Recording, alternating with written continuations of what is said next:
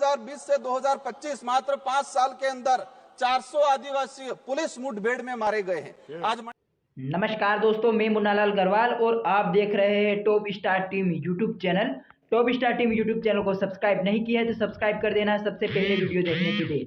सभापति महोदय, देश के अंदर देखा गया है विस्थापन की जो समस्या, भारत देश में विकास के नाम से सबसे ज्यादा अगर कोई विस्थापित हुआ है तो आदिवासी समुदाय विस्थापित हुआ है। एक survey report Indian social institute की एक रिपोर्ट के अनुसार बताया गया है कि वर्ष 2010 से 2025 तक 15 सालों में 15 लाख आदिवासियों को विकास के नाम से विस्थापित किया गया है।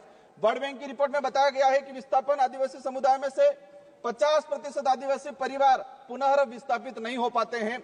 साथ ही भारत देश में एक सर्वे रिपोर्ट में आया है कि जो आदिवासी समुदाय है अपने जीवन काल के दौरान कम से कम 50% आदिवासी एक उम्र के अंदर 2 बार विस्थापित होते हैं। आजाद भारत में उस समाज को प्रताड़ित किया जा रहा है जिसका इतिहास का हर पन्ना खून से रंगा हुआ मिलेगा। क्योंकि आदिवासी जल जंगल जमीन की लड़ाई के लिए, देश की रक्षा के लिए मुगलों से, राजा रजवाड़ों से और अंग्रेजों से लड़ता आया, कभी झुका नहीं। लेकिन आज उनकी हालत बेहद बेहतर है। पिछले 10 सालों में भाजपा सरकार द्वारा धर्म की आड़ में कलम कागज के हथियारों से आदिवासियों के अधिकार, जल जंगल जमीन को हड़प कर आदिवासियों की मानसिक, आर्थिक, बौद्धिक हत्या करने का काम किया गया है। सभापति महोदय, आज बजट में सशक्त भारत बनाने की बात चल रही है।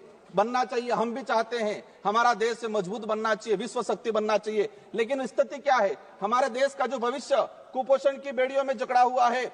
NFS 5 की रिपोर्ट बताती है कि आदिवासी बच्चों में 55% आदिवासी कुपोषित और उसमें भी 42% बच्चे गंभीर एनीमिया से पीड़ित है। और आज देखा गया इस बजट के अंदर कि कुपोषण को दूर करने के लिए कोई बजट का प्रावधान नहीं किया गया है। बेटी बचाओ बेटी पढ़ाओ का नारा लगा रहे हैं, बट हमारे देश की महिलाओं के लिए हम भी चाहते हैं कि मजबूत बने, सशक्त बने। लेकिन हकीकत क्या है?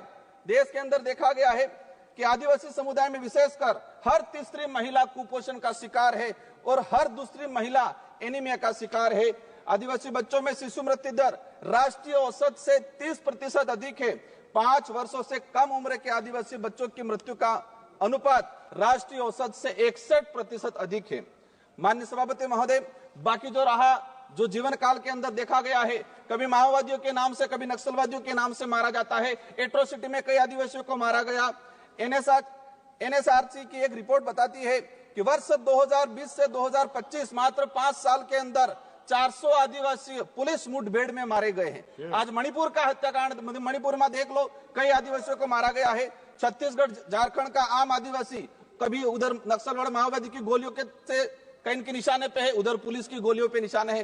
बीच में आम व्यक्ति जो है वो आज उसके साथ अत्याचार हो रहा है। हर दिन एक न एक व्यक्ति मारा गया है। आदिवासी दलित पिछड़ों को सशक्त बनाए बिना हमारे देश, भारत देश को सशक्त भारत बनाने की कल्पना करना एक कोरा सपना रह जाएगा।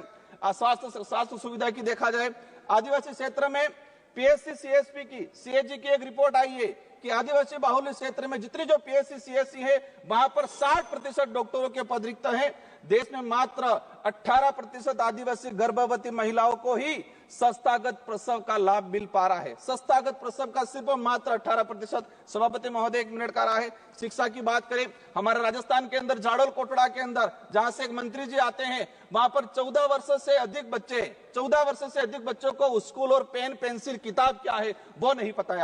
आज देखा गया है यूनेस्को की एक रिपोर्ट में देश में 35% आदिवासी बच्चे ड्रॉप आउट हो रहे हैं और राष्ट्रीय औसत 12% है। 8%, मात्र 8% आदिवासी युवा उच्च शिक्षा की पढ़ाई पूर्ण कर पा रहा है। देश के अंदर देखा गया है वर्तमान में कि 85% आदिवासी परिवार की पहली पीढ़ी पढ़ रही है और 20% आदिवासी ऐसा है जिनकी पहली पीढ़ी भी आज पढ़ाई नहीं कर पा रही है। बकाया छात्रवृत्ति 2 साल से छात्रवृत्ति नहीं आ रही। हमारे राजस्थान के अंदर केंद्र से बजट रिलीज नहीं हुआ है। राष्ट्रीय विदेश छात्रवृत्ति योजना शुरू की 2013 के अंदर 20 बच्चे जा रहे थे आदिवासी समुदाय के। मैडम, 1 मिनट का रहा है। और आज भी 20 बच्चे जा रहे। 2013 में हमारे देश से विदेश में 1,90,000 बच्चे पढ़ने जा रहे थे। आज 2024 के अंदर 13 लाख जा रहे हैं। लेकिन आदिवासियों के लिए वो 20 सीटें हैं, वही 20 सीटें आज तक वो बढ़ाई नहीं गई है। लास्ट में अंतिम में कहना चाहूंगा, नरेगा के अंदर इस बार देखा गया बजट कोई नहीं बढ़ा गया है। नरेगा की मजदूरी 200 रुपए मिल रही है, उसको 600 रुपए तक किया जाए और 100 दिन का जो रोजगार है वो 200 दिन तक किया जाए।